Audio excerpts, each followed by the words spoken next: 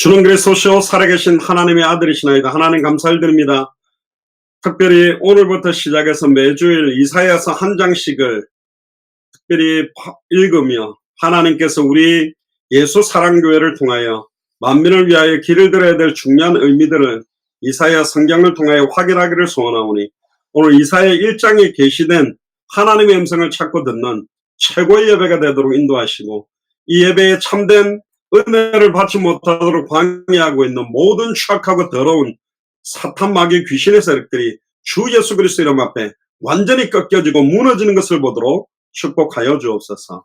감사를 드리며 2000년 전 십자가 부활로 모든 문제를 끝내시고 승리하셔서 우리 안에 성령으로 함께 계시며 마태복음 24장 14절을 성취하고 계시는 승리하신 주 예수 그리스도 이름으로 감사하며 기도드리옵나이다.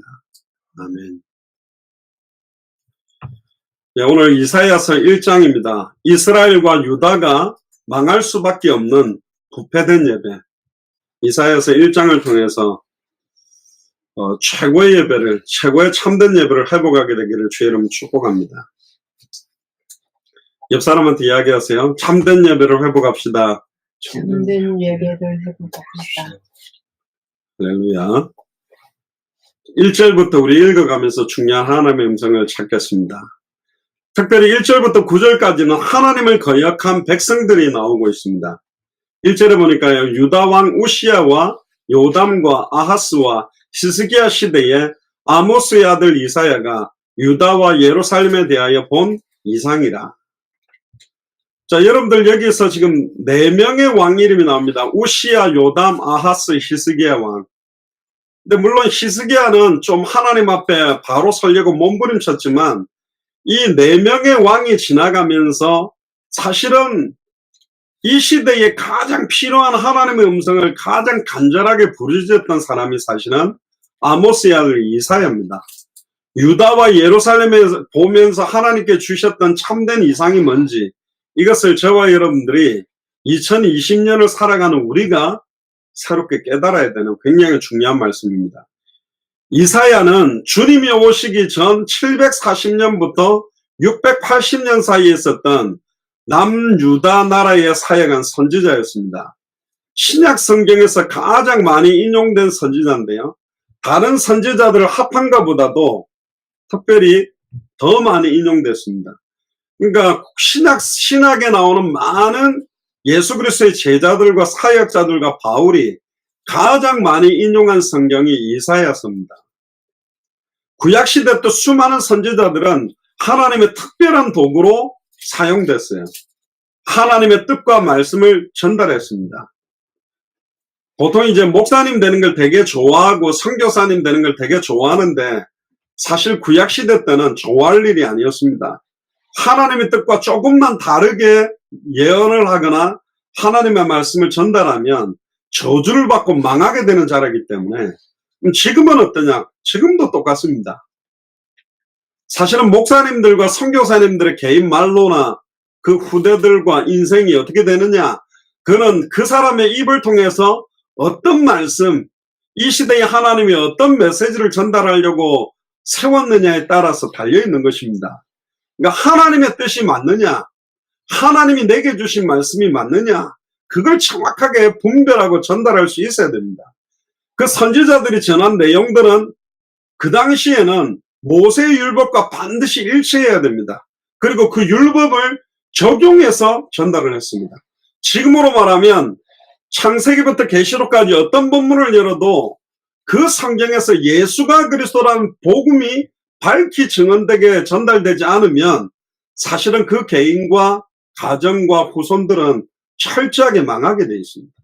그래서 사실은 두렵고 떨리는 자리가 목사요, 선교사요, 메신저 자리입니다. 그럼에도 불구하고 그 자리가 중요한 이유는 한마디도 땅에 떨어지지 아니하고 성취될 하나님의 말씀이 우리의 입술을 통해서 전달된다는 것 자체가 어마어마한 특권 중의 특권이죠. 특별히 수많은 선지자들이 전했던 내용들 대부분은 이스라엘과 유다의 죄에 대한 책망, 하나님의 심판에 대한 경고, 또 메시아가 오셔서 완전히 회복시키실 예언. 그래서 가장 중요한 게 이 메시아에 대한 예언입니다. 2절 3절에 한번 보십시오. 하늘이여 들으라, 땅이여 귀를 기울이라. 여호와께서 말씀하시기를 내가 자식을 양육하였거늘 그들이 나를 거역하였도다. 소는 그 임자를 알고 나귀는 주인의 구유를 알건만은 이스라엘은 알지 못하고 나의 백성은 깨닫지 못하는도다. 하늘 보고 들으랍니다. 땅이 귀를 기울이라고 합니다. 하늘이 들을 수 있나요? 땅이 귀를 기울일 수 있나요? 사실은 하늘과 땅에 있는 하늘의 인자, 땅의 인자, 땅 아래 있는 모든 자들 뿐만 아니라 사탄, 마귀, 귀신의 세력들, 영적인 세계 전체에 대한 하나님의 천명을 말하는 겁니다. 하나님께서 공포하시는 거예요. 하나님께서는 이사야 선지자 이사야를 통해서 이스라엘과 유다의 죄악됨을 지적하고 있습니다. 하나님을 배반했다라고 지금 말을 하고 있습니다. 하나님은 이스라엘 백성과 유다 백성을 자식처럼 사랑하고 배려하고 양육했음에도 불구하고 그들은 불효막심하고 배은망덕한 자식같이 하나님을 거역하였다고 말씀합니다. 여러분들 이런 경험 있습니까? 혹시 어떤 사람을 굉장히 또 어떤 아이를 입양을 받았다든가 어떤 굉장히 어려운 사람을 정말로 배려하고 도왔는데 완전히 배신하고 나를 욕을 하고 나에 대해서 안 좋게 이야기하는 상황을 한번 겪어본 적 있습니까? 그럼 어떻게 됩니까? 얼마나 기분 나쁩니까? 근데 막 감사하다, 기쁘다, 잘 안 되잖아요. 너무 짜증나잖아요. 야, 이럴 수 있냐? 어떻게 이렇게 배반하지? 이스라엘과 유다 백성이 하나님을 거역하고 배반한 가장 중요한 핵심이 뭐냐? 하나님이 누군지 잘 모르고 있어요. 이스라엘과 유다 백성은 하나님의 백성이라고 일컬음을 받았지만 이스라엘의 이름은 야곱에게 주어진 겁니다. 12지파의 아버지 야곱에게 주신 이름입니다. 열방이 네 허리에서 나오고 열왕이 너로 말미암아 복을 얻게 되는 200개 나라와 2000개가 넘는 미존도 부족 국가의 선지자의 나라가 될 거요, 왕의 나라가 될 거요, 제사장의 나라가 될 거라고 축복을 받은 이름이 이스라엘입니다. 근데 엄청난 하나님의 은혜와 크신 하나님의 능력을 수없이 많이 체험했는데도 아직도 여호와 하나님을 잘 몰라요. 하나님이 뭘 가장 중요하게 생각하는지를 잘 모르고 있어요. 그 증거가 뭐냐? 이스라엘에 드리는 예배를 보면 완전히 드러납니다. 그 사람이 진짜 하나님을 아는지 모르는지, 진짜 하나님을 믿는지 안 믿는지, 진짜 하나님을 순종하는지 안 하는지는 예배 드리는 거 하나만 딱 보면 선명합니다. 예배 드리는 자세, 예배 드리는 마음, 예배 때 뭘 집중하고 있는가 딱 보면 아, 저 사람 망하겠구나. 얼마 못 가겠구나. 연속극도 그렇게는 안 볼걸요. 재밌는 영화를 그렇게 안 볼 겁니다. 여러분들 너무너무 재밌는 연속극, 너무너무 재밌는 영화 보러 갈 때 팝콘하고 코카콜라 딱 사가지고 딱 앉아가 얼마나 많은 기대를 하고 얼마나 재밌을까 너무 많은 기대를 하고 앉아있게 되잖아요. 근데 이스라엘이 예배를 하는 걸 딱 보는 순간 이들이 하나님을 모르구나. 예배가 뭔지를 모르구나. 기도가 뭔지를 모르구나. 찬양이 뭔지를 모르구나. 하나님 앞에 드리는 예물이 뭔지를 모르는 거구나. 그러니까 완전히 망하는 거예요. 예배 실패는 모든 것의 실패다. 예배 실패했기 때문에 완전히 망하는 거예요.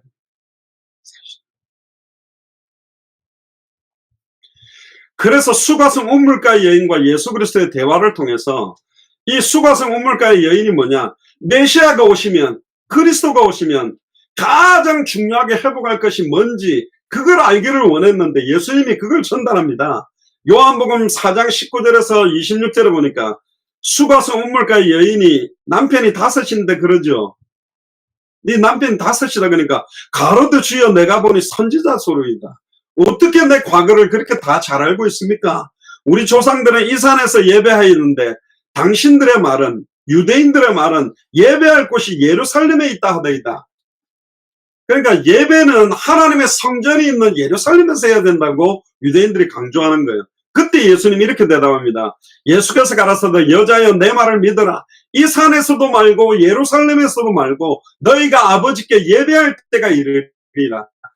너희는 알지 못하는 것을 예배하고 우리는 아는 것을 예배하는 거예요. 이 산에서 그리심산에서 예배하느냐, 시온산에서 예배하느냐, 헤롯 성전에서 예배하느냐, 마가 다락방에서 예배하느냐, 집에서 예배하느냐, 어마어마하게 화려한 교회 건물 안에서 예배를 하느냐, 예수사랑 서울교회에서 예배를 하느냐, 어느 장소에서 하느냐, 지금 그게 중요하지 않다고 이야기를 합니다. 이 산에서도 말고 예루살렘에서 말고 너희가 아버지께 예배할 때가 이르리라. 참된 예배할 때가 이르렀다. 너희는 알지 못하는 것을 예배하고 뭘 예배하는지도 모르고 앉아있는 거예요. 그러니까 망하는 거라. 그냥 앉아가지고 찬송가 끌적끌적 부르고 끌적끌적 뭐 교동문 읽고 그냥 끌적끌적 주보나 메시지 종이 끌적끌적 하다가 가는 겁니다. 그게 예배인가요?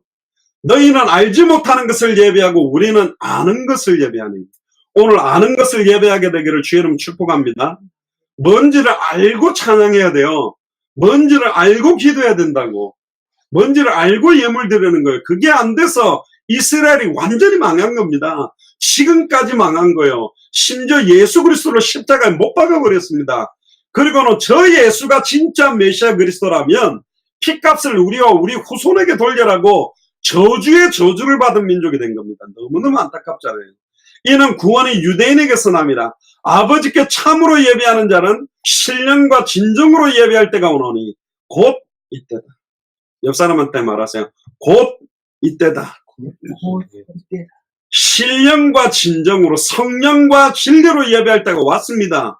이 예배 한번 제대로 드리면 어마어마한 일들이 분명히 일어납니다. 지금 이걸 제대로 못 드리는 거예요. 아버지께서는 이렇게 자기에게 예배하는 자들을 찾고 있습니다. 하나님은 영이시니 예배하는 자가 신령과 진정으로 예배하지라. 그때 여자가 가로되 메시아고 그리스도라 하는 이가 오실 줄을 내가 아노니 그가 오시면 모든 것을 우리에게 보하시리이다. 예수께서 가라사대 네게 말하는 내가 그이라 하시는다. 모든 것을 우리에게 말합니다. 모든 것이 뭐예요?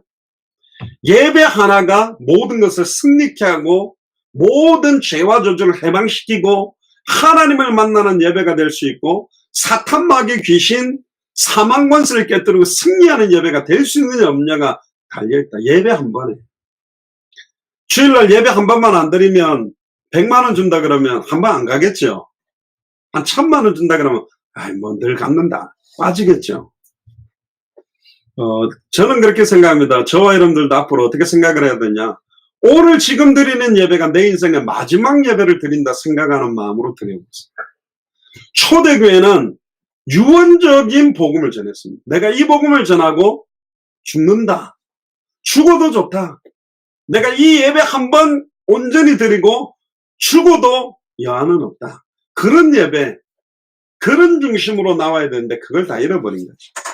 참된 예배는 어디서 하느냐의 장소의 문제가 아닙니다. 아버지가 누군지 여호와 하나님의 이름의 능력과 권세를 알고 예배를 드려야 된다는 것을 강조하는 겁니다. 지금 알지 못하는 것을 예배하는 시대가 왔습니다. 뭘 알아야 됩니까? 여호와 하나님을 아는 예배, 어떤 예배입니까?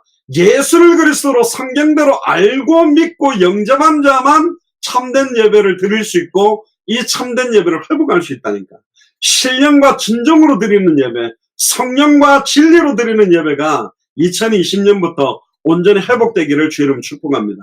2020년을 지금 시작하고 있습니다. 그 사람이 얼마나, 그 교회가 얼마나 하나님의 언약과 쓰임을 받을 수 있느냐 없느냐, 정말 저 사람이 축복을 받을 사람이냐 안 받을 사람이냐, 그 사람 예배만 딱 보면 됩니다. 그 교회의 예배만 보면 돼요. 그 사람이 하나님께 드리는 영적인 분위기, 영적인 깊이, 영적인 길이, 영적인 높이, 영적인 넓이가 어떠하냐에 따라 수많은 사람들이 업앤다운이 심합니다. 막 은혜 받은 펄떡떡 뛰고 또 시달리면 완전히 처박혀 있고 지금까지 그렇게 살았는데 우리 또 그렇게 살아야 됩니까? 업앤다운이라는 거는 기준이 나기 때문에 그래요. 내 영적 상태, 내 정신 상태, 내 마음 상태, 내 육신 상태니까 업앤다운이 되는 겁니다. 근데 기준이 성경이 되면 영원 불변합니다. 푸른 마르고 꽃은 시드나 우리 하나님의 말씀만 영원합니다. 영원한 말씀이 내 기준이요. 그 기준을 붙들고 있으면 그걸 보고 아무리 답답해도 관계가 없다니까. 자꾸 거기에 따라 영향을 받으니까 업앤다운이라는 게 나온 겁니다. 죽은 죽으리다. 그리 아니하실지라도 나는 내게 말씀하신 그대로 되리라고 하나님을 믿노라. 그러니까 예배가 집중이 안 되고 졸리고 시달리면 가서 자는 게 낫다니까. 자야 돼요. 그런 예배는 할 이유가 없어요. 왜? 하나님은 지금 예배 시간을 통해서 우리의 영혼, 생각과 마음 모든 것들을 회복시키려고 하는 겁니다. 피곤하니까 졸리냐? 아니라니까요. 근데 영적인 부분 때문에 그래요. 영혼과 생각과 마음의 새 힘을 회복하면 가장 힘든 가운데서도 가장 간절한 예배를 드릴 수 있는 겁니다. 옆 사람 눈을 한번 보세요. 새벽 기도 때 통성으로 기도하겠습니다 해놓고 한 10분 있다가 종을 땡 치고 고개 들으라 그러면 눈알이 벌겋고 이마에 이렇게 줄이 있죠. 앞에 그 의자에다가 이마를 대고 이렇게 졸다가 일어났어요. 자기는 안 좋은 것처럼 눈 뜨고 있지만 이마는 벌겋고 눈알은 빨개요. 괜찮습니다.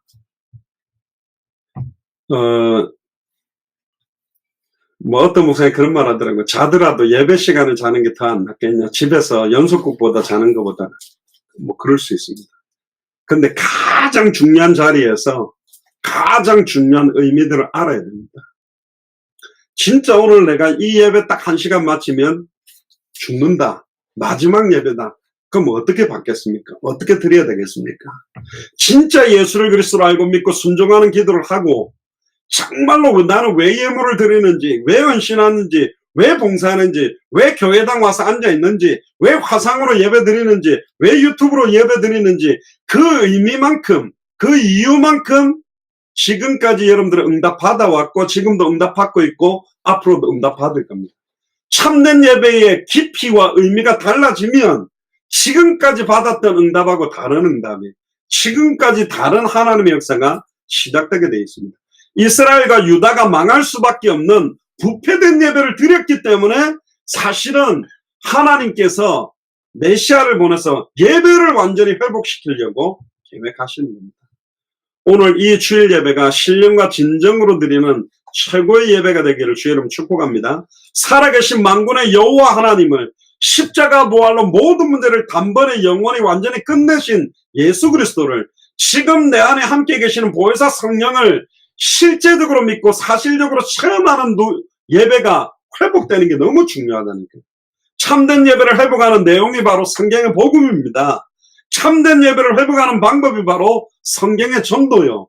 참된 예배를 회복하는 방향이 바로 성경의 끝입니다. 이스라엘과 유다 백성들이 여호와 하나님을 정확하게 바로 알았다면 하나님께 반드시 순종하는 참된 예배를 회복했을 건데 하나님이 그들을 뭐라고 이야기하고 있냐? 짐승보다도 못한 것들이라고 이야기합니다.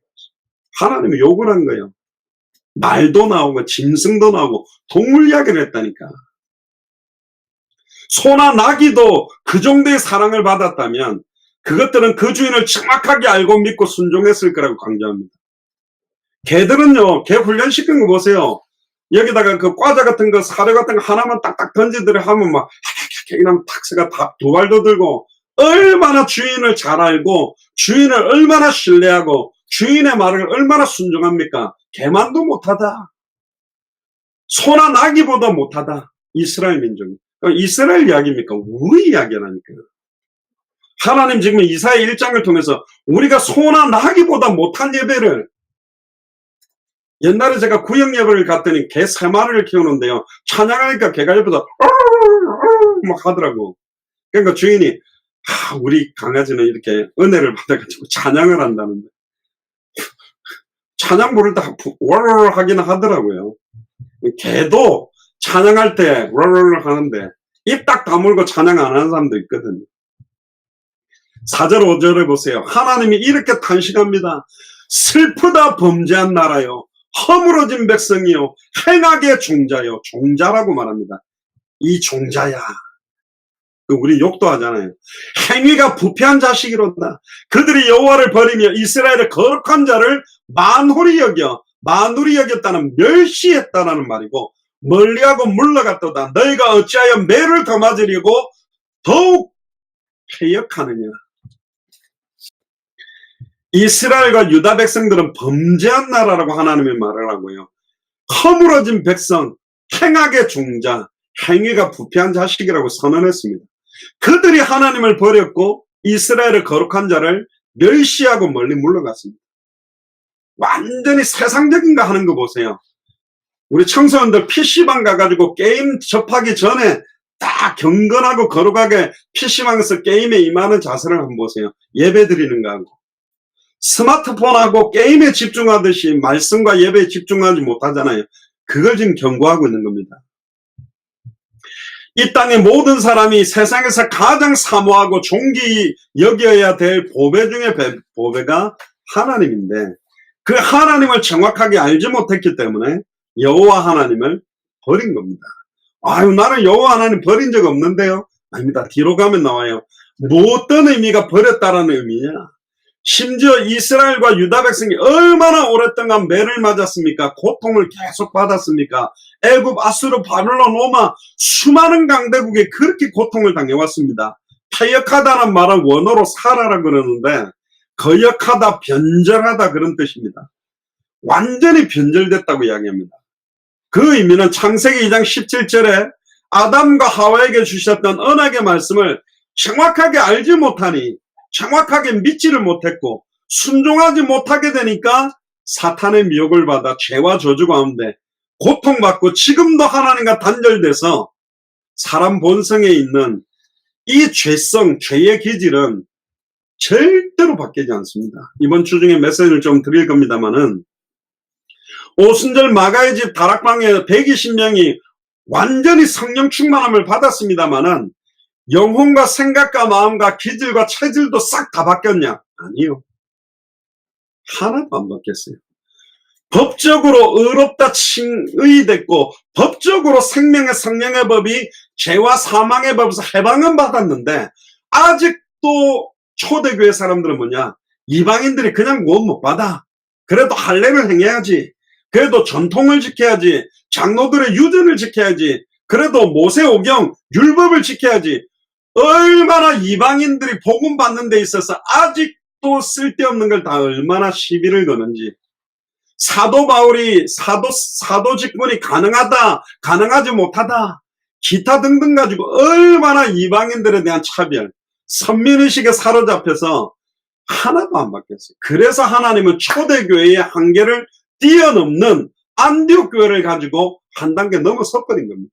우리 예수사랑교회가 아직도 영적 상태, 영적 기질, 생각과 마음과 육신의 체질과 기질이 아직도 세속적이고 육신적이고 완전히 율법주의적인데 걸려있다면 하나님은 아마 다른 교회를 이렇게 세워서 이 일을 감당시킬 수도 있다. 뭐 언제든지 우리 교회만 사용하냐? 그렇지 않습니다. 하나님은 과감하게 촛대를 안디옥 교회로 옮겨갔습니다. 안디옥 교회를 통해서 마게도냐 교회로, 마게도냐를 통해서 에베소를 중심으로 한 아시아 교회로, 로마의 교회로, 로마 교회를 통해서 하나님께서는 아예 중세 천년의 변질된 교회 상태에서 종교개혁을 일으켜서 프랑스의 칼빈이나 뭐 즈빙글리나 독일의 뭐 루터 이렇게 세워가지고 아예 영국으로, 영국에서 미국으로, 미국에서 선교사들이 우리나라까지 와서 이 복음을 던져준 것입니다. 근데 더 무서운 건 뭐냐? 예수를 그리스도로 안다고 하면서 예수를 그리스도로 믿는다고 순종한다고 하는 크리스천들의 예배가 더욱더 더 가관해요. 그래서 망하는 것입니다. 무엇을 알고 예배를 이렇게 드리지? 무엇을 믿으면서 예배를 이렇게 드릴까? 진짜 이게 신령과 진정으로 예배를 하나님 앞에 드리는 게 맞냐? 사람은 스스로 자기 자신을 절대로 고칠 수가 없어요. 능력이 안 됩니다. 그 기질과 체질은 너무 저주스럽고 이거는요, 성경 이전에 최소한 자기 스스로 양심만 있어도 인정할 수밖에 없는 거예요. 스스로가 가지고 있는 기질을 못 바꾸고 있는 게 너무 많잖아요. 그런데 한 가지가 있어요. 여러분들 그 텔레비전으로 간혹 막 엄청나게 갑자기 살을 빼거나 갑자기 S라인이 되는 방법 있죠. 딱 하나입니다. 불가능하냐? 가능해요. 나는 배가 너무 나왔다, 뚱뚱하다. 아닙니다. 완전히 그렇게 바꿀 수 있는 방법은 딱 하나 있다니까요. 그게 뭐냐? 24시간 먹는 거, 자는 거, 입는 거를 철저하게 통제를 받고, 아예 1대1로 붙어가지고 먹는 것부터 자는 거, 또 뭐 한 가지 군것질하는 것까지 완벽하게 통제가 철저하게 붙들고 그거 시키면요. 이게 몇 년 안에 그렇게 바뀌어요. 근데 그걸 안 하고 통 놓으면 다시 한 달 만에 요요가 와가 원래로 돌아가죠. 원래보다 더 쪄버립니다. 결국은 우리는요, 내 스스로가 내 생각과 마음과 기질들을 바꿀 수 없기 때문에 하나님이 철저하게 우리의 모든 것들을 회복시키기 위해서 성령으로 우리 안에 계시면서 가르치고 깨닫게 하고 생각나게 하고 있는 것입니다. 모든 기대와 소망은 우리에게 사실은 사라졌어요. 우리는 전에도 아니고 지금도 아니고 앞으로도 아닙니다. 철저하게 전적 부패, 전적 타락, 전적 무능력이라는 걸 인정하고 다 내려놔야 돼.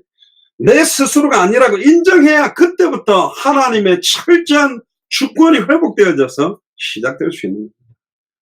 모든 기대와 소망은 사라졌기 때문에 오직 예수를 그리스도로 알고 믿는 믿음 안에서 이 일이 가능하도록 하나님은 우리를 인도하고 있습니다.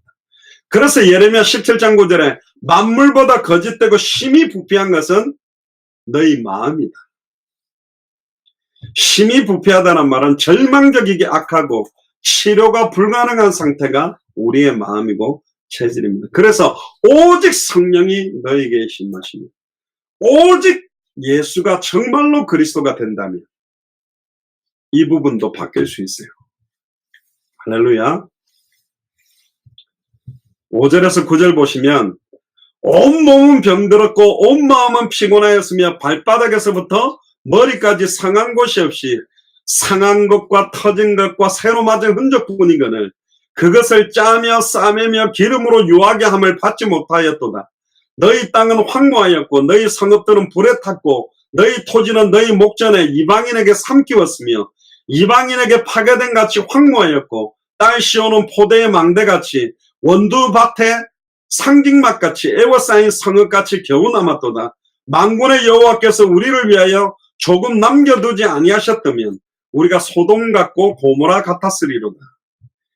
이스라엘에게 임했던 모든 징벌들, 일부러 하나님은 그 징벌을 허락하셨고 일부러 이스라엘과 유다 백성의 평안을 다 빼앗아 버렸어요. 지금 미국이 북한의 모든 제재를 꽉 이렇게 묶어버렸잖아요. 동결하는 이유가 뭡니까? 핵 포기하고 나와오라. 근데 요즘 미국이 워낙 깡패 같은 역할을 좀 많이 해가지고 좀 문제가 있긴 한데 결국은요 제재를 하는 겁니다. 부모님이 아이들 이렇게 질 잡을 때 용돈을 안 주거든. 경제 제재를 주면 막 힘들어요. 그러면 이제 좀 막 이렇게 하는데 하나님은 일부러 사탄마귀 귀신의 세력의 역사들이 이스라엘 민족과 유다 백성을 공격하는 걸 허락했습니다. 왜냐? 결국은 너무너무 고통을 줘야만 그때 이 고통에서 빠져나갈 수 있는 길, 내게 임하는 이 저주에서 해방받을 수 있는 길을 찾기 위해서 몸부림치기 때문에 그렇습니다. 지금 오늘 읽었던 이 본문이 여러분들 상태 아닙니까? 온 머리는 병들었고 온 마음은 피곤하고 발바닥에서 머리까지 상한 곳이 없고 상한 것, 터진 것, 새로 맞은 흔적뿐이고 일로 가서 얻어맞고 절로 가서 얻어맞고 계속 치고 사는 겁니다. 심지어 하나님의 징벌이 이스라엘의 높은 지도자로부터 비천한 평민까지 또 육신적인 질병, 정신적인 피곤, 영적인 흑암, 혼돈, 공허까지 모든 게 지금 다 와 있는 거예요. 하나님은 일부러 이스라엘과 유다 백성에게 오랫동안 치료와 회복의 처방을 안 줬습니다. 회복시키지 않았어요. 일부러. 그러면 지금 하나님의 자녀가 고통이 오고 힘든 거는 하나님이 일부러 허락하는 것도 있습니다. 왜? 진짜 하나님을 알고 진짜 하나님을 믿고 진짜 하나님께 순종하고 진짜 예배를 회복하라는 사람입니다. 이스라엘 백성들이 중한 질병에 걸렸지만 의사의 진단, 치료를 받지 못하고 좋은 약도 처방받지 못하는 시한부 환자와 같은 상태가 되어 있습니다. 옆 사람을 한번 조용히 보시기 바랍니다. 시한부 상태가 맞나요? 어떤 것 같습니까? 빨빨 살아있는 것 같습니까? 우리 서울이나 이런 데 보면 횟집에 보면 뭡니까? 생선들이 이렇게 비실비실하죠. 너무 오래 놔두면. 그나마 좀 부산 가면 이렇게 물고기들이 조금 쌩쌩합니다. 근데 부산 보고도 저건 아니지. 그 하는 데가 통영 이런데. 그런데 완전 자연산 배에서 바로 잡아 들어온 거를 또 먹거든요. 이게 똑같은 물고기인데 상태가 틀려요. 완전히 금방 잡은 물고기의 상태인지 이게 어항에다가 한 달 넣어놓은 건지 맛이 간 거죠. 영적인 시한부 상태인지 아닌지 다시 한번 보시기 바랍니다. 이스라엘과 유다 백성들이 참된 치유와 회복을 받지 못하는 것은 하나님께서 일부러 징벌하신 겁니다. 어려움을 준 거예요. 여러분들에게 지금까지 어려움들이 어떤 게 있었습니까? 경제적인 어려움이 극심했습니까? 자녀 문제가 극심했습니까? 여러 가지 직장 문제가 극심했습니까? 하나님이 허락한 겁니다. 근데 우리는 워낙 힘이 세가 잘 버텼죠. 용쓰고 내 힘 가지고. 저도 되게 잘 버팁니다. 저 웬만히 힘들다는 소리 입으로도 잘 안 하고 표시도 거의 안 내고 사는 사람입니다. 근데요, 빨리 하나님 앞에 두 손 들어야 좋을 때가 있고 인내하고 견뎌야 될 게 따로 있다니까. 근데 정말로 하나님 앞에 두 손을 빨리 들어야 되는 데는 잘 버티고 인내해야 되는 데서는 금방 두 손 들어버리고 이 거꾸로 되면 안 돼요. 이스라엘 백성들은 계속 황폐하고 성읍이 불타고 토지는 이방인들에게 완전 빼앗기고 삼키워지고 자기 개인뿐만 아니라 이스라엘에서 정치, 경제, 사회, 문화가 완전히 재앙이 온 겁니다. 그러면서도 간간히 조금씩 하나님의 긍휼을 보여준 겁니다. 거기 보니까 이사야는 딸 시온이 포도원의 망대같이 원두밭, 오이밭이라고도 표현되는데 상징맛은 원두막인데 에워싸인 성읍같이 겨우 남았다. 하나님께서 겨우 남겨둔 사람이 있습니다. 조금 남겨둔 그들. 다시 한 번 더 옆 사람을 보면서 이야기를 해보시기 원합니다.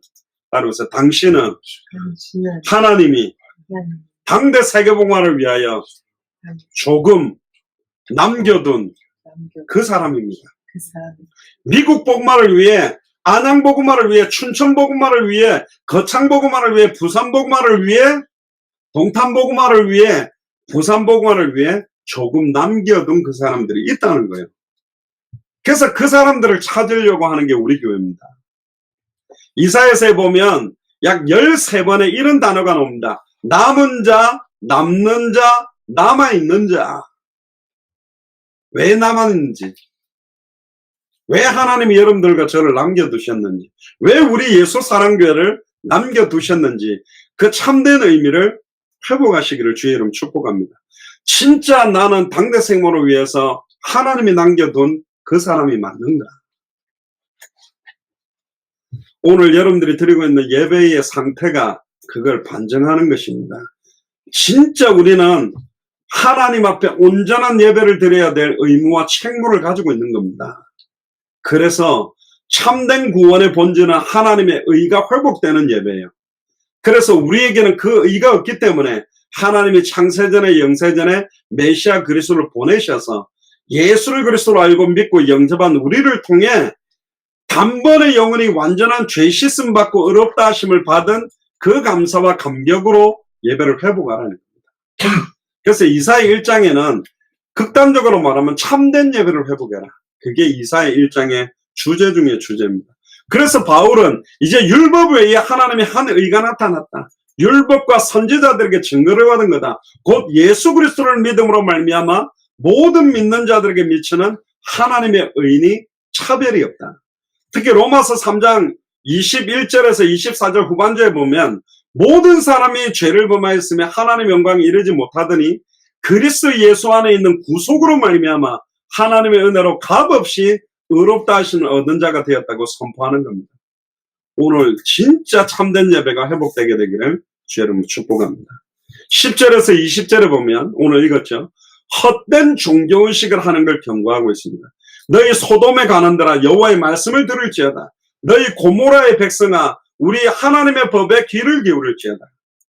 여러분들 소돔의 관원이 누굴까요? 고모라의 백성이 누굴까요? 소돔의 관원들이 바로 이 시대의 목회자들, 선교사들을 경고하고 있는 거고, 고모라의 백성이 누굴까요? 이 시대에 지금 장로님들, 권사님들, 안수 집사님, 중직자, 성도들을 말합니다.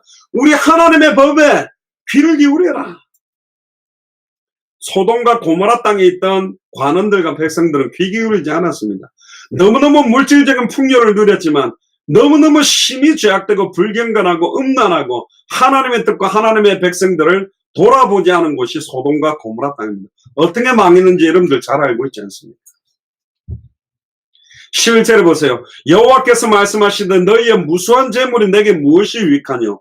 나는 숫 양의 번제와 살찐 짐승의 기름에 배불렀고 나는 수송아지나 어린 양이나 순염소의 피를 기뻐하지 아니하노라. 원래 피 뿌리는 예배를 하라고 그랬는데 너무나 무수한 재물이 나한테는 하나도 유익하지 않다. 심지어 너무 번제를 많이 드리고 너무 짐승의 기름을 갖다가 많이 바쳐서 내가 배부르다. 나는 피를 기뻐하지 않는다. 피의 의미가 뭔지도 모르고 형식상 피 뿌리는 번제를 하고 있는 겁니다. 무수히 많은 제물을 제사 때마다 어마어마하게 드리는데 하나님은 역겹다 그럽니다. 형식적으로 경건의 모양만 갖춘 아름다운 듯한 예배를 드리고 어마어마한 오케스트라와 어마어마한 악기와 어마어마하게 화려하게 멋있는 예배를 드리고 어마어마하게 큰 금액의 헌금을 드리는데 하나님은 그 예배, 그 찬양, 그 기도, 그 헌금들 단 하나도 받지 않겠다. 인정하지 않는 거예요. 하나님의 진노, 하나님의 탄식을 가지고 오는 예배고 예물이다. 제발 가지고 오지 마라. 그래서 11조나 감사나 이런 건축원금이다 그런 예물은 의미를 알고 참된 내 중심으로 하지 않는 건 안 하는 게 낫습니다. 하고 나면요 더 시달리게 돼 있어요. 12절에 보세요. 너희가 내 앞에 보이러 오니 그것을 누가 너희에게 요구하였느냐? 내 마당만 밟을 뿐이다. 하나님 앞에 눈도장을 찍고 목사님들에게 눈도장을 찍고 확인하기 위한 예배를 하느냐? 아니라는 거죠. 내 마당만 밟고 나간다. 근데 이 마당만 밟는다라는 말의 원어 라마스라는 말은 짓밟고 가는 거다. 교회를 갖다가 완전히 짓밟아 놓고 나가는 짓이다. 오지 마라. 굉장히 강조하고 있는 겁니다. 형식적으로 성전을 드나드는 모습, 성전을 짓밟고 멸시하는 모습이라고 이야기합니다. 그거는 하나님을 속이는 거예요. 하나님을 멸시하는 거예요. 하나는 우리의 생각과 마음과 중심 모든 걸 다 감찰하고 있는데 가짜로 예배를 한다? 그건 페이크죠. 완전히 속이는 거라니까. 하나님은 그런 예배를 요구한 적이 없다. 오늘 지금 이 시간 우리의 예배는 어떻습니까?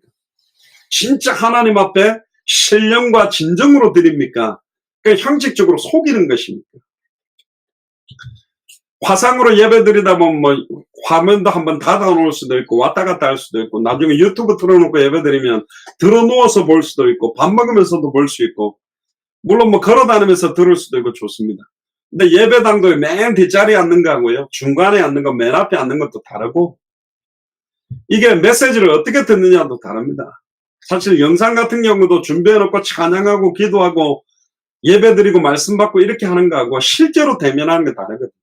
그러니까 우리 예수사랑교회 분들은 보통 사람들이 아닙니다. 지금 이렇게 화상으로 하는데 예배를 신령과 진정으로 하고 있다? 이거는요 마지막 때 완전히 승리할 사람들입니다. 당대생으로 완성할 사람이기 때문에 이게 가능한 거예요. 안 되게 돼 있습니다. 너무나 아름답고 너무나 많은 교회들이 있잖아요. 여러분들 가면 너무너무 대접받고 환영받을 건데 제가 여러분들의 애살 깊게 무슨 카톡도 보냅니까? 전화도 자주 합니까? 안 하잖아요. 그냥 메시지만 하고 어제는 또 이렇게 영상 하나 덜커덕 올려놔버리고 이러는데 이걸 연결해서 한다? 이 보통 사람들이 아닙니다. 진짜입니다. 진짜 이러다가 우리가 한 번씩 예배에서 찬양하면 얼마나 기쁩니까? 너무 또 오래 만나면 또 아닌 것 같기도 하고 그러죠. 그러니까 어쩌다가 한 번씩 보면 이게 좋아요. 애들도 제가 어쩌다가 한 번씩 와야 되는데 이제 좀 오래 있으면 약간 늘 계시는갑다 그런 것처럼 제가 농담삼아 잘하는 말이 있을 때 잘해라. 아빠가 있을 때 그 가치를 알고 아이들이 있을 때 값어치를 또 알아야 됩니다. 진짜입니다. 한 사람 한 사람, 한 중직자, 한 성도, 한 명의 후대가 우리와 함께 있다. 이 참된 예배를 같이 드리고 있다. 얼마나 기쁩니까? 제가 제일 기뻤던 예배는 어떤 예배인지 압니까? 현장에서 복음을 전해서 완전 불신자가 예수를 그리스도로 알고 믿고 영접해서 영접한 그 사람이 함께 교회 와서 함께 옆에 앉아서 예배드리고 찬양하는데 함께 앉아있을 때 얼마나 기쁜지 모릅니다. 오랫동안 생명 얻도록 간절히 기도했던 내 가족들이, 나의 친척들이 예수를 그리스도로 영접하고 함께 와서 예배드리는 그런 예배. 그거는요, 무수한 재물, 무수한 양을 잡고 무수한 엄청난 금액의 헌금을 드리는 것과 비교할 수 없이 하나님이 기뻐하는 예배는. 13절에 보세요. 헛된 재물을 다시는 가져오지 마라. 분양은 나의 가정이 여기는 바요. 월삭과 안식일과 대회로 모이는 것도 그러하니. 성회로 아울러 악을 행하는 것을 내가 견디지 못하겠노라. 악을 행하는 것을 내가 견디지 못하겠노라. 이 뭐 하는 거죠? 저희 교회는 딱 주일 예배 한 번을 하는 이유가 뭐냐?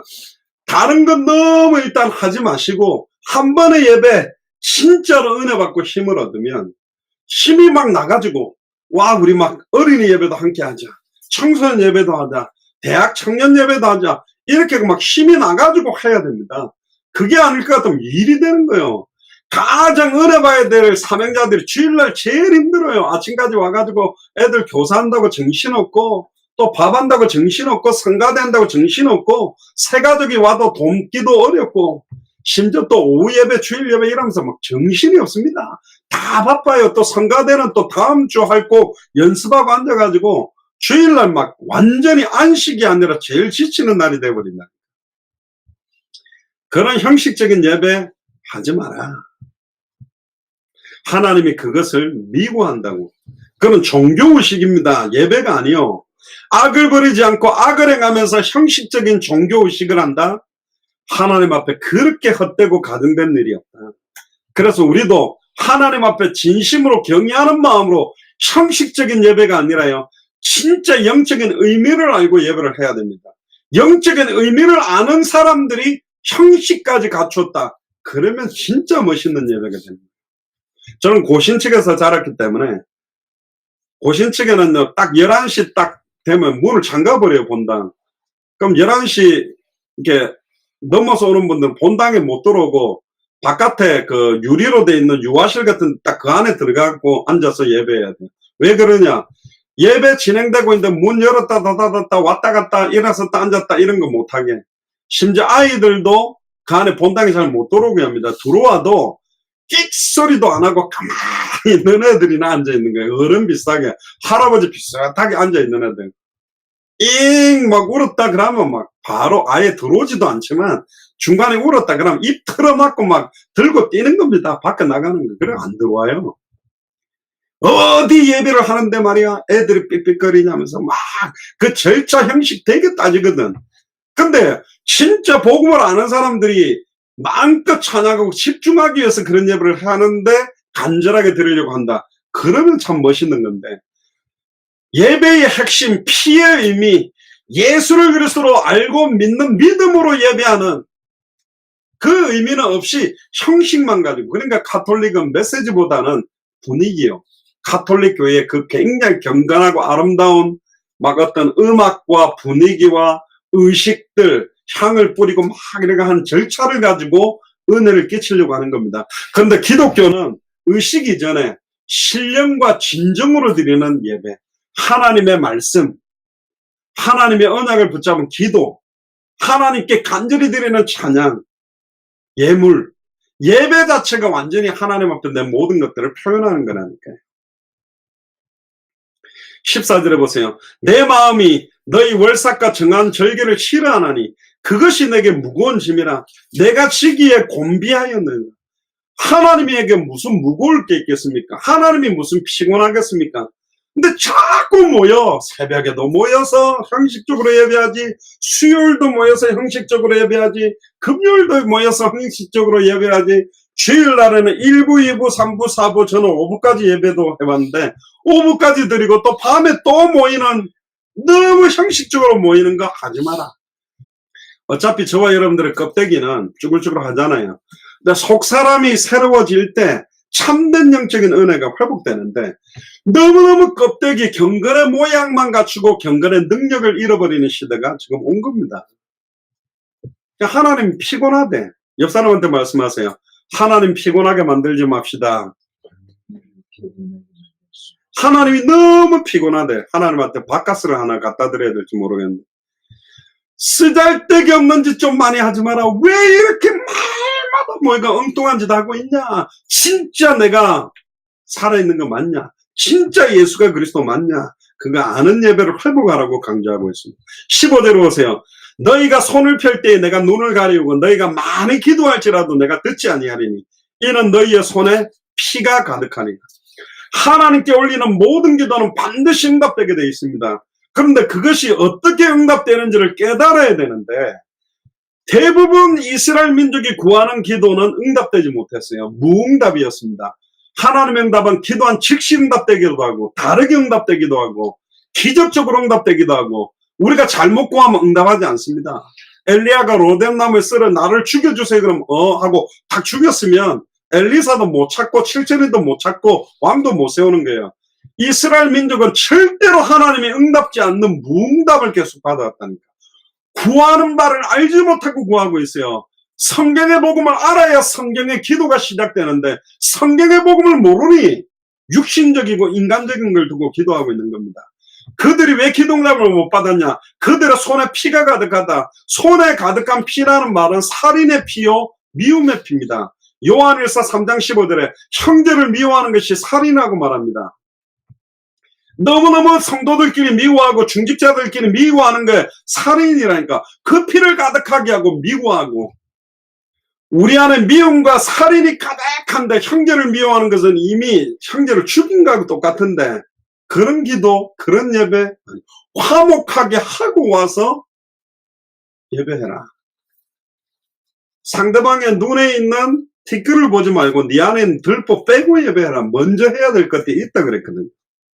먼저 그의 나라와 그의 의를 구하라. 그리하면 이 모든 것을 내게 가하리라. 16절 17절에 보세요. 너희는 스스로 씻으며 스스로 깨끗하게 하여 내 목전에서 너희 악업을 버리며 악행을 그치고 선행을 배우며 공의를 구하며 학대받는 자를 도와주며 고아를 위하여 신원하며 가부를 위하여 변호하라 하셨느니라. 스스로 씻을 수 있다는 거요. 스스로 깨끗하게 할 수 있다는 거요. 예수를 그리스도로 영접하는 순간 한 번 목욕했기 때문에 손과 발만 닦으면 된다니까. 아멘입니까? 이미 깨끗게 되었어요. 회개하라는 겁니다. 예수님도 공생애를 시작할 때 제일 먼저 하신 말씀이 마태복음 3장 2절에 회개하라 천국이 가까이 왔다. 이 말은 지금 우리에게 이야기하면 회개하라 참된 예배를 회복해라. 다시 오실 그리스도의 시간표가 가까이 왔다. 그거하고 똑같은 겁니다. 모든 악을 버리고 선과 의를 실천해라. 그게 성경의 복음을 더 깊이 누리면 되고 성경대로 전도하고 성경의 끝을 향해 살아가는 겁니다. 특별히 성경에 보면요 고아와 과부 이야기가 나옵니다. 이게 뭐냐, 물론 고아들도 있고 과부도 있지만 영적인 고아 상태로 사는 사람들이 너무 많다. 영적인 과부 상태로 살아가는 사람들이 많다. 그들을 치유하고 회복시키는 성경에 계신 하나님의 뜻은 분명합니다. 그거는 예수를 그리스도로 아는 만큼 믿는 만큼 우리가 가지고 있는 모든 죄를 회개하고 하나님 앞에서 그리스도의 사람으로 서서 모든 것들을 회복해라. 다시 오실 그리스도를 바라보며 간절히 사모하라. 특히 18절에 20절에 보세요. 여호와께서 말씀하시되 오라 우리가 서로 변론하자. 너희 죄가 주홍같이 일지라도 눈과 같이 희어질 것이요 진홍같이 붉을지라도 양털같이 되리라.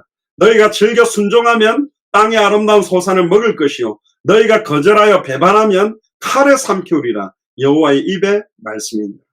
결국 수많은 죄를 씻는 길은 단 한마디로 회개하고 하나님 앞으로 돌아오는 방법밖에 없다. 하나님께 돌아오는 것은 하나님의 자녀된 신분의 완전한 회복, 이거는 성경의 복음으로 되죠. 권세의 완전한 회복, 성경의 전도운동하는 것이 하나님의 권세가 나타나는 길입니다. 성경의 끝, 우리의 사명의 완전한 회복까지 이루어질 수 있는 겁니다. 하나님께로 진행되어 왔던 모든 진노들, 내 안에 있는 하나님 앞에 두려워하고 죄악된 요소들을 다 끊어내라. 사도행전 2장 38절에 사도 베드로도 너희가 회개하여 각각 예수 그리스도의 이름으로 세례를 받고 제사함을 얻으라. 그래야만 형식적인 교회 생활이 안 되는 겁니다. 진짜로 참된 예배. 더 이상 교회를 짓밟는 일이 없게 되기를 주의 이름으로 축복합니다. 할렐루야. 형식적인 예배, 형식적인 기도를 다 회복해라. 다 버려라. 그리고는 우리는 계명을 순종해야 됩니다. 영적으로 육신으로. 자, 계명을 순종한다는 말이 뭐냐? 요한일서 3장 23절에 24절에 보면 그의 계명은 이것이니 곧 그 아들 예수 그리스도의 이름을 믿고 예수를 그리스도로 믿고 그가 우리에게 주신 계명대로 서로 사랑하는 거다. 그의 계명을 지키는 자는 주 안에 거하고 주는 저 안에 거하시나니 우리에게 주신 성령으로 말미암아 그가 우리 안에 거하는 줄을 우리가 알게 되는 것이 예배라는 겁니다. 결론입니다. 21절부터 31절에 보면 그 예루살렘에 타락이 있었음에도 불구하고 완전히 회복시키겠다는 겁니다. 신실한 성읍이 어찌 창기가 되었는고 공평이 거기 충만하였고 의리가 그 가운데 가하였더니 이제는 살인자들 뿐이다. 내 은은 찢기가 되었고 너의 포도주에는 물이 섞였다. 여러분들 은에 찌꺼기가 같이 있다면 그게 순수한 은이 아니잖아요. 포도주에 물을 섞어버리면 어떻게 됩니까? 이게 우리들의 변질되고 섞여있는 다른 복음으로 물들어져 있는 우리를 지칭하고 있는 겁니다. 네 방백들은 패역하여 도적과 짝하며 다 뇌물을 사랑하며 사례물을 구하며 고아를 위하여 신원치 아니하며 과부의 송사를 수리하지 않고 있다.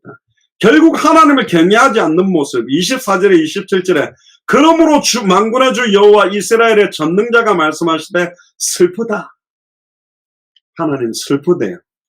내가 장차 내 대적에게 보응하여 내 마음을 평쾌하겠고 내 원수에게 보수하겠으며 내가 또 나의 손을 네게 돌려 너의 찢기를 온전히 청결하게 하여 버리며 너의 혼잣물을 다 제하여 버리고 내가 너의 사사들을 처음과 같이 너의 모사들을 본래와 같이 회복할 것이다. 할렐루야. 2020년에 예배가 회복된다면 모든 우리 안에 들어있던 찢기가 빠져나가서 청결하게 되고 혼잣물을 제하여서 순결하게 변하게 만드실 줄을 믿습니다. 그리한 후에야 진짜 예수를 그리스도로 알고 믿고 영접하고 순종한 후에야 네가 의의 성읍이라 신실한 고을이라 칭함이 되리라 하셨나니 시온은 공평으로 구속이 되고 그 귀정자는 의로 구속이 되리라. 아직도 죄를 계속 지으면서 예수를 그리스도로 영접하고 계속 죄를 짓는 일을 더하고 있다. 그거 아닙니다. 예수를 그리스도로 영접했다면 모든 내 안에 있던 찌꺼기 혼잣물을 빼내는 거예요. 벗어내는 거예요. 더 거룩함으로 더 진리 속으로 들어가는 거라니까. 하나님을 너무너무 사랑하면서 세상도 사랑하고 예배도 온전히 드리면서 음란 타락에도 빠져있고. 그거 아닙니다. 그게 이스라엘이라니까요. 그게 니골라 당이라니까. 제가 전에 말씀드렸습니다. 목회자나 사역자나 선교사가 가장 조심해야 될 게 뭐냐. 내가 완전히 세속화되고 음란 타락과 세상과 벗삼으면서 사역하는데도 사역이 잘 되고 있을 때 역사가 더 많이 일어나고 생명운동 더 많이 일어나고 말씀운동 더 확산되고 제자들이 더 일어나고 교회가 붕대고 있는 것이 가장 위험한 상태입니다. 그게 세속과 하나님을 벗삼고 있는데 다 잘 되는 게 아니라니까. 모든 일을 행하는 후에 많은 사람들이 보는 앞에서 완전히 꼬꾸라뜨려버리고 쳐박아 버리기 위한 사탄의 전략입니다. 빨리 정신 차려야 돼요. 다 내려놔야 돼.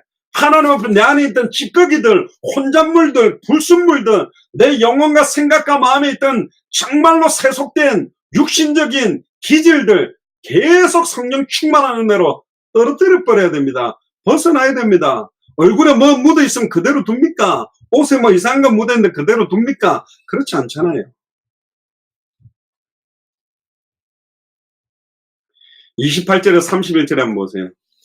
그러나 패역한 자와 죄인은 함께 패망하고 여호와를 버린 자도 멸망할 것이라. 너희가 너희의 기뻐하던 상수리나무로 인하여 부끄러움을 당할 것이요 너희가 너희의 택한 동산으로 인하여 수치를 당할 것이며 너희는 잎사귀 마른 상수리나무 같을 것이요 물 없는 동산 같으리니. 이게 그 모습입니다. 기뻐하던 상수리나무.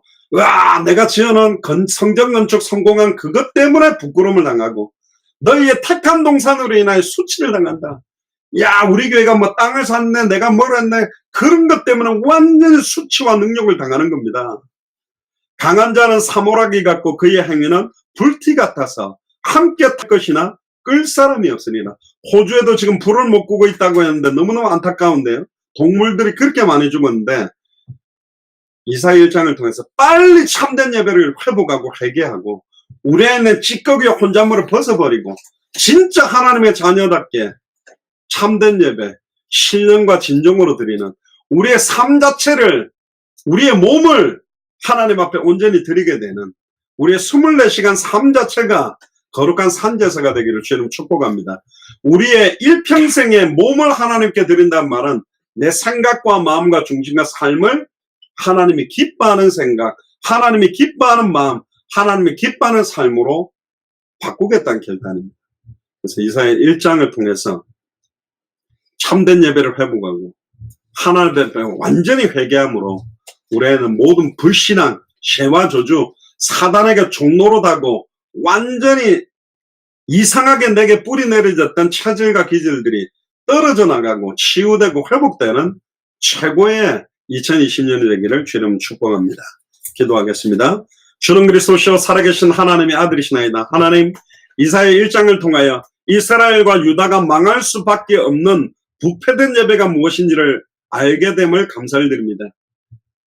여호와를 알지 못하고 여호와를 믿지 않고 여호와께 순종하지 않았던 그 이스라엘의 예배를 벗어버리고 이제는 우리는 아는 것을 예배하게 하여 주옵소서. 예수를 그리스도로 아는 만큼, 예수를 그리스도로 믿는 만큼 예수 그리스도께 우리의 남은 생을 온전히 드리며 일평생 말씀에 순종하며 참된 예배를 회복하는 신령과 진정으로 드리는 거룩한 산제물로 우리의 몸과 일평생을 드리는 예배가 회복되도록 축복하여 주옵소서. 감사를 드리며 승리하신 주 예수 그리스도 이름으로 기도드리옵나이다. 아멘.